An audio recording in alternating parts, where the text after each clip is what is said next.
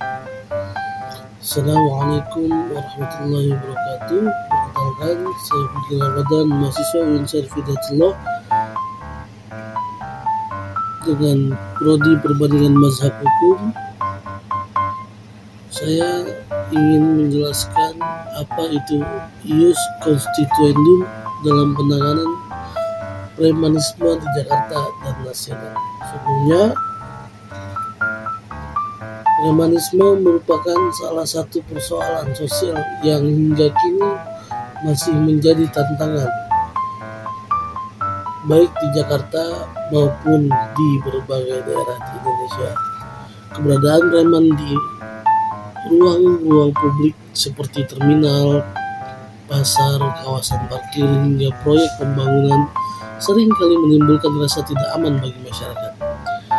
Preman tidak hanya melakukan pemerasan atau kekerasan secara fisik, tetapi juga menciptakan ketakutan psikologis yang merusak ketertiban umum.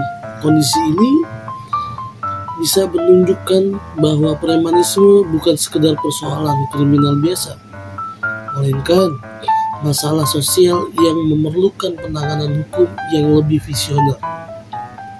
Selama ini, penanganan premanisme cenderung bersifat reaktif. Aparat penegak hukum melakukan razia, penangkapan, dan penertiban sementara. Namun, setelah itu, preman sering kali kembali beroperasi.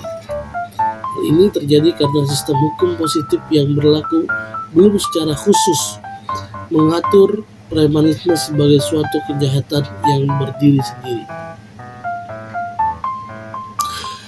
Premanisme masih diproses menggunakan pasal-pasal umum seperti pemerasan, penganiayaan, atau perbuatan yang tidak menyenangkan. Akibatnya, penanganan hukum menjadi tidak komprehensif dan kurang memberikan efek jerah.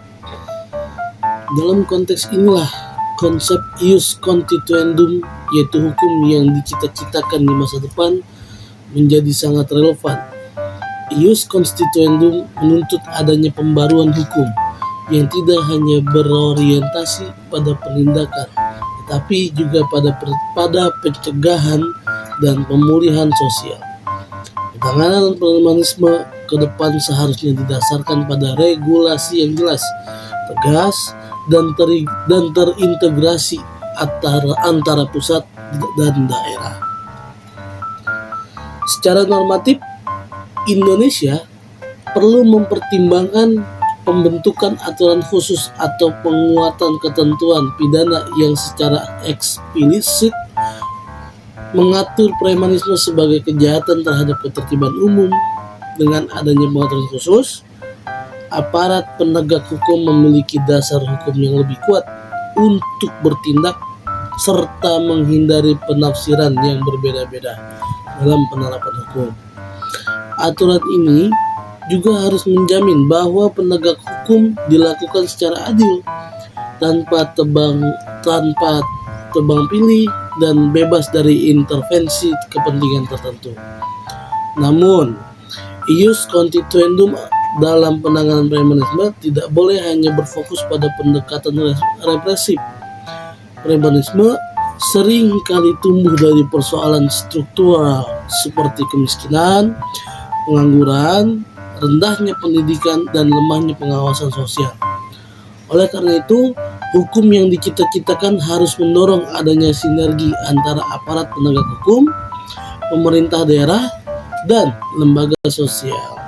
Program pembinaan, pelatihan kerja, serta rehabilitasi sosial perlu menjadi bagian dari kebijakan penanganan premanisme secara nasional.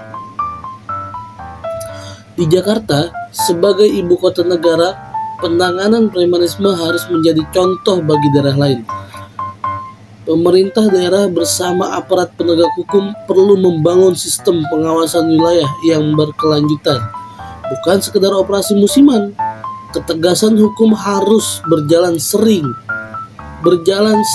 dengan upaya menciptakan lapangan kerja dan meningkatkan kesejahteraan rakyat, sehingga premanisme tidak lagi menjadi pilihan hidup bagi sebagian orang. Sebagai penutup, saya izin menjelaskan bahwasanya ius constituendum dalam penanganan premanisme menegaskan bahwa negara harus hadir secara nyata dalam menjamin rasa aman masyarakat hukum, tidak hanya berfungsi untuk menghukum, tetapi juga untuk membangun ketertiban dan keadilan sosial. Dengan pembaruan hukum yang tepat, konsisten, dan berorientasi ke masa depan, premanisme di Jakarta dan di seluruh Indonesia diharapkan dapat ditangani secara lebih efektif dan berkelanjutan. Mungkin itu saja dari saya. Sekian.